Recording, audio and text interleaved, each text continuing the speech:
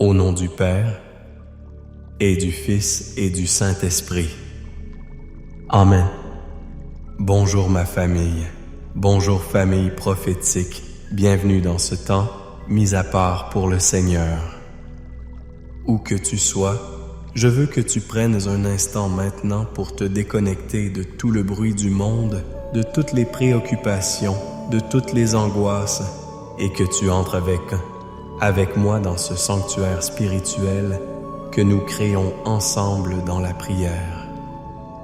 Père éternel, nous venons devant toi, non pas par notre propre mérite, mais au nom puissant de ton Fils Jésus-Christ. Et en ce moment même, Père, je couvre chaque personne qui écoute, chaque foyer représenté. Je nous couvre tous par le sang précieux de l'agneau de Dieu. Que ce sang qui a crié la victoire à la croix soit maintenant comme un dôme de protection sur ta maison, sur ton mariage, sur tes enfants, sur ta santé, sur tes finances. Je déclare que le sang de Jésus forme une barrière infranchissable contre toute flèche enflammée de l'ennemi, contre tout plan de destruction, contre toute parole de malédiction. Rien ne peut pénétrer cette forteresse divine. Et nous t'invitons, Saint-Esprit, Esprit de Dieu, Esprit de vérité, Esprit de conseil, Esprit de force, viens maintenant. Viens remplir l'endroit où tu te trouves. Que tu sois dans ta voiture, dans ta cuisine, dans ta chambre, que la présence palpable de Dieu t'envahisse maintenant. Nous ne voulons pas d'une simple réunion religieuse, nous voulons une rencontre divine. Viens, Saint-Esprit. Et Père, je prie spécifiquement en ce début de rencontre pour chaque couple qui se sent dans un désert. Pour chaque mariage où les pâturages semblent secs et jaunis par la routine, par le conflit, par le silence. Je prie pour ces unions où les eaux ne sont plus paisibles, mais agitées par l'incompréhension, la dispute et l'amertume. Je prie pour toi qui as l'impression que ton berger t'a abandonné dans la vallée. La parole déclare dans le psaume 23 que tu restaures mon âme. Alors Père, au nom de Jésus, je te demande de commencer dès maintenant une œuvre de restauration dans les âmes de ces couples. Restaure la communication, restaure la tendresse, restaure la confiance. Au nom puissant de Jésus, nous brisons l'esprit de division, nous brisons l'esprit de dispute, nous brisons l'esprit de résignation qui murmure que rien ne peut changer. Nous déclarons que tout peut changer parce que notre berger est le Dieu de l'impossible. Amen. Famille prophétique, quelle joie, quelle bénédiction de me connecter avec vous. Je sens déjà la présence de Dieu qui se meut parmi nous. Avant d'aller plus loin dans la parole, fais-moi savoir que tu es là. Laisse un commentaire, écris un Amen. Puissant, écris le nom de ton pays, de ta ville. Je veux savoir d'où tu te connectes à cette onction. Clique sur le bouton « J'aime ». C'est une manière de dire « Seigneur, j'aime ta présence, j'aime ta parole ». Si tu n'es pas encore abonné, qu'attends-tu? Abonne-toi pour faire partie intégrante de cette famille prophétique et ne manquer aucun de ces temps puissants. Et je te demande de faire une chose prophétique. Partage maintenant cette vidéo avec 7 personnes. 7 le chiffre de la perfection divine. 7 personnes dans ton entourage, dans ta famille, qui ont besoin d'entendre que Dieu est fidèle dans leur mariage. Sois un canal de bénédiction. Et reste avec moi jusqu'à la toute fin, car après l'enseignement et la déclaration du psaume 91, je vais prendre un temps de prière spécifique et intense pour chaque mariage qui est au bord du gouffre, pour chaque couple qui envisage la séparation, pour restaurer ce que l'ennemi a volé. ne manque pas ce moment. Aujourd'hui, le Seigneur a mis sur mon cœur de partager sur un thème qui est le fondement de nos foyers, proclamer la fidélité de Dieu sur mon mariage avec le psaume 23. Très souvent, on associe le psaume 23 aux funérailles au moment de deuil. C'est un psaume de réconfort, c'est vrai. Mais c'est bien plus que cela. Le psaume 23 est une déclaration de guerre contre l'inquiétude. C'est un décret royal de provision, de protection et de paix. C'est un manuel de survie pour traverser les saisons de la vie. Et aujourd'hui, nous allons le prendre comme une arme puissante, comme un acte notarié divin, pour l'appliquer directement sur nos mariages. Le premier pilier, la fondation de tout se trouve dans le tout premier verset. David déclare « L'Éternel est mon berger, je ne manquerai de rien ». Arrêtons-nous là.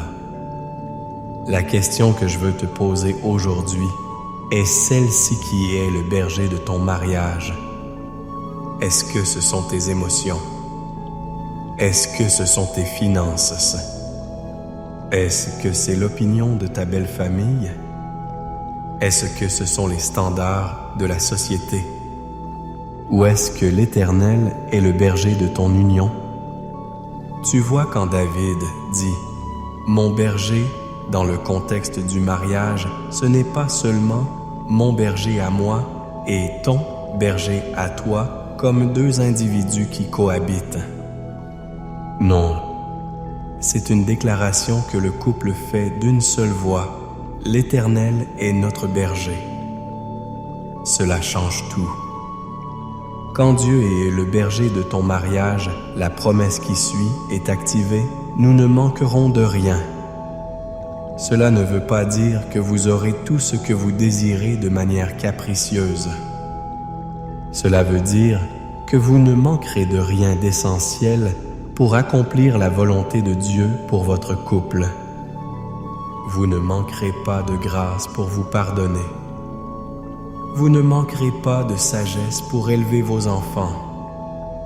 Vous ne manquerez pas de provision pour payer vos factures. Vous ne manquerez pas de force pour traverser les épreuves. Quand Dieu est le berger, il s'engage personnellement à pourvoir aux besoins de ses brebis. Je me souviens de ce couple dans notre communauté.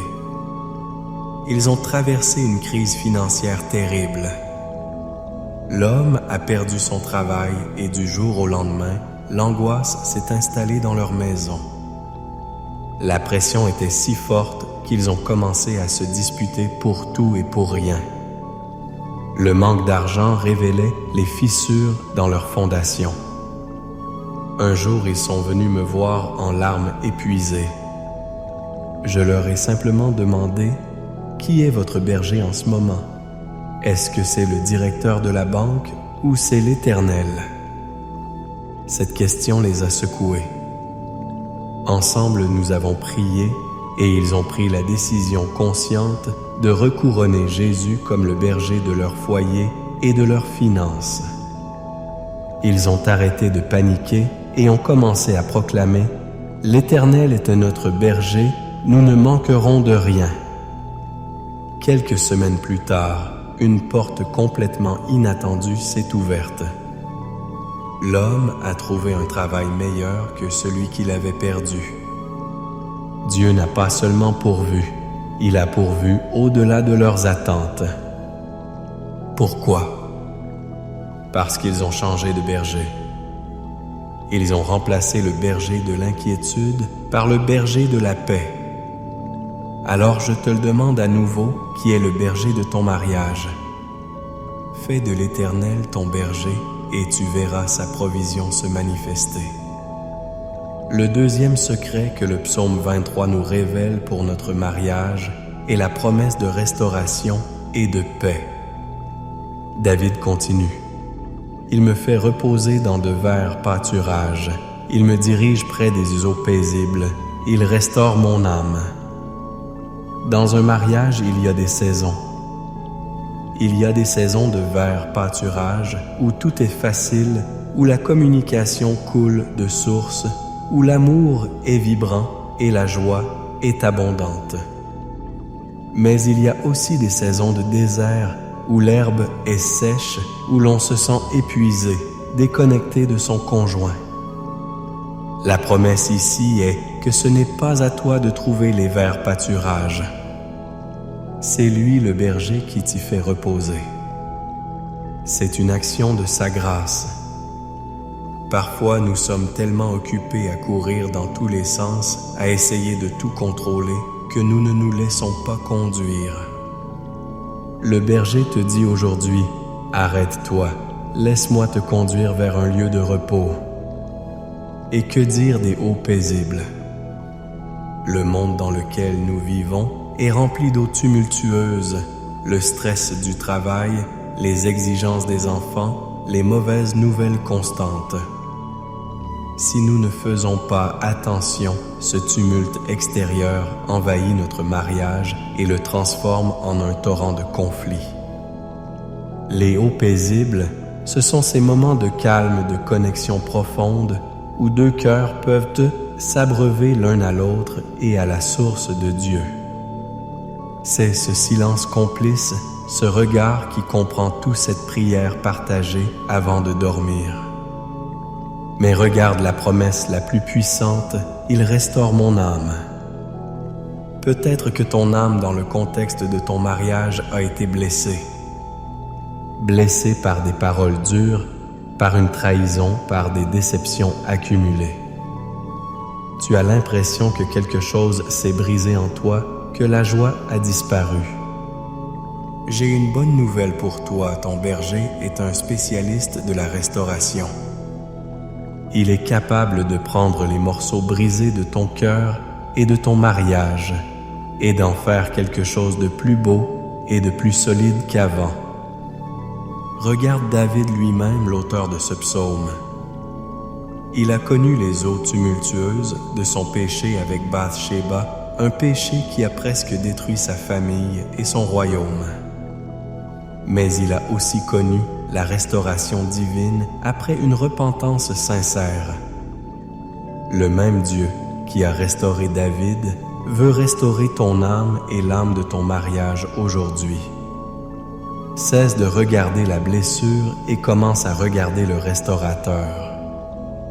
Enfin, le troisième pilier, la promesse la plus puissante pour les temps difficiles, la protection divine au cœur de la crise.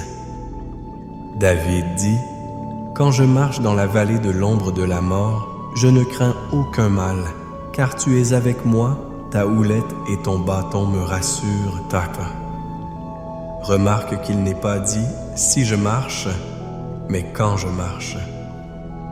Les vallées sont inévitables dans la vie et dans le mariage. La vallée de la maladie, la vallée du deuil, la vallée de la crise financière, la vallée de l'infertilité, la vallée de l'incompréhension profonde. Ce sont des lieux sombres, effrayants, où l'on se sent seul et où l'ennemi murmure des mensonges de désespoir et d'abandon. Mais regarde la promesse incroyable, je ne crains aucun mal. Pourquoi? Pas parce que le mal n'existe pas, mais car tu es avec moi. La présence du berger dans la vallée change tout. Sa présence ne supprime pas la vallée, mais elle annule la peur. Et il ne vient pas les mains vides. Il vient avec deux instruments, sa houlette et son bâton. La houlette, c'est ce long bâton avec un crochet au bout. Le berger l'utilisait pour corriger la brebis qui s'égarait pour la ramener doucement mais fermement sur le bon chemin. Parfois dans notre mariage, nous avons besoin de la correction de Dieu. Nous avons besoin qu'il nous montre où nous avons tort, où notre orgueil, notre égoïsme a créé le problème. Cette correction peut être douloureuse, mais elle est une preuve d'amour. Le bâton, quant à lui, était une arme robuste, utilisée pour défendre le troupeau contre les prédateurs, les loups, les lions. C'est le symbole de la protection et de la puissance de Dieu. Quand l'ennemi vient attaquer ton mariage avec la division, la tentation, la maladie, le berger se lève avec son bâton et combat pour toi. Si tu te sens aujourd'hui dans une vallée obscure avec ton conjoint, je veux te dire ceci: n'abandonne pas. Ne baisse pas les bras. Le berger est avec toi. Il est là pour te corriger avec amour et te défendre avec puissance. Agrippe-toi à cette promesse. Cesse de regarder l'obscurité de la vallée et lève les yeux vers le berger qui marche à tes côtés. Sa présence est ton assurance. Sa houlette est ta direction. Son bâton est ta protection. Et le psaume se termine par une apothéose de bénédiction. Tu dresses devant moi une table en face de mes adversaires. Oui, le bonheur et la grâce m'accompagneront tous les jours de ma vie et j'habiterai dans la maison de l'Éternel jusqu'à la fin de mes jours. Dieu ne se contente pas de te faire sortir de la vallée. Il prépare une table de fête pour toi, pour ton couple, sous les yeux même de ceux qui pariaient sur votre chèque intact. Il déclare publiquement votre victoire. Il déclare sa fidélité sur votre union. Et il vous fait une promesse non pour un jour, mais pour tous les jours de votre vie. Son bonheur, sa grâce ne sont pas des visiteurs occasionnels dans votre mariage, mais des compagnons permanents. Amen.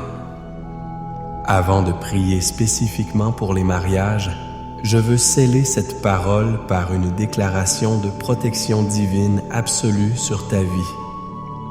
Où que tu sois, reçois avec foi la puissance du psaume 91. Je le déclare sur toi et ta maison maintenant. Celui qui demeure sous l'abri du Très-Haut repose à l'ombre du Tout-Puissant. Je dis à l'Éternel, mon refuge et ma forteresse, mon Dieu, en qui je me confie. Car c'est lui qui te délivre du filet de l'oiseleur, de la peste et de ses ravages. Il te couvrira de ses plumes, et tu trouveras un refuge sous ses ailes. Sa fidélité est un bouclier et une cuirasse. Tu ne craindras ni les terreurs de la nuit, ni la flèche qui vole de jour, ni la peste qui marche dans les ténèbres, ni la contagion qui frappe en plein midi. Que 1000 tombent à ton côté et 10 000 à ta droite, tu ne seras pas atteint. De tes yeux seulement tu regarderas et tu verras la rétribution des méchants. Car tu es mon refuge, ô Éternel. Tu fais du Très-Haut ta retraite. Aucun malheur ne t'arrivera, aucun fléau n'approchera de ta tente. Car il ordonnera à ses anges de te garder dans toutes tes voies. Ils te porteront sur les mains de peur que ton pied ne heurte contre une pierre.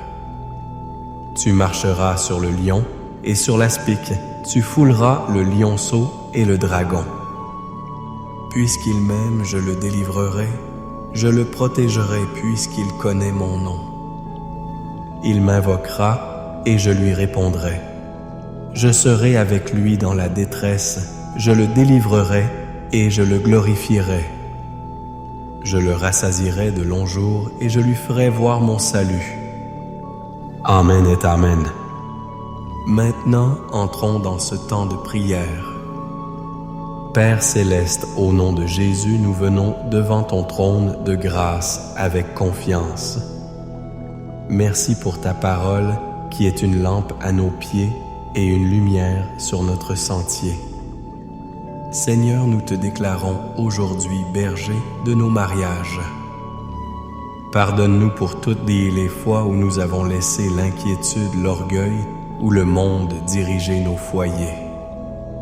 Nous te remettons les rênes. Nous te couronnons Seigneur de notre union. Et nous proclamons par la foi que parce que tu es notre berger, nous ne manquerons de rien d'essentiel. Nous ne manquerons ni d'amour, ni de patience, ni de sagesse, ni de provision. Père, je prie pour que tu conduises chaque couple ici présent vers de verts pâturages. Là où il y a la sécheresse, fais pleuvoir ta grâce. Là où il y a l'épuisement, accorde ton repos divin. Dirige-les près des eaux paisibles. Calme les tempêtes de disputes et d'incompréhension. Et je te demande, Seigneur, de faire ce que toi seul peux faire, restaure les âmes. Guéris les blessures du passé. Restaure la confiance qui a été brisée, la communication qui a été coupée. Souffle un vent nouveau sur ces mariages au nom de Jésus. Et maintenant, Père, comme je l'ai promis, je lève vers toi chaque mariage qui est au bord du précipice. Chaque couple qui pense au divorce comme seule issue. Père, au nom de Jésus, j'intercède pour eux. Je me tiens sur la brèche pour ces foyers. Je parle à l'esprit de divorce et je lui ordonne de lâcher prise sur ces familles au nom de Jésus. Je brise la puissance de toute parole négative qui a été prononcée. Je brise les chaînes de l'adultère, de l'amertume, du ressentiment. Je commande au mur de silence qui s'est érigé entre les conjoints de s'effondrer maintenant comme les murs de Jéricho.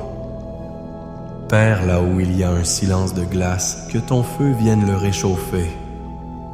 Là où la communication est rompue, envoie tes anges pour rétablir les ponts. Ravive le premier amour. Rappelle-leur les vœux qu'ils ont prononcés.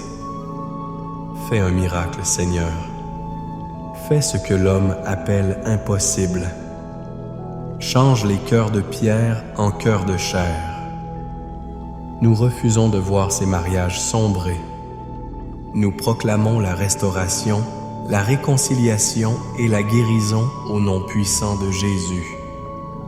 Et nous étendons cette prière. Nous prions pour la restauration de nos familles, pour nos enfants qu'ils marchent de paix dans tes feux. Nous lions tout esprit de rébellion et de confusion. Nous prions pour une percée financière dans chaque foyer.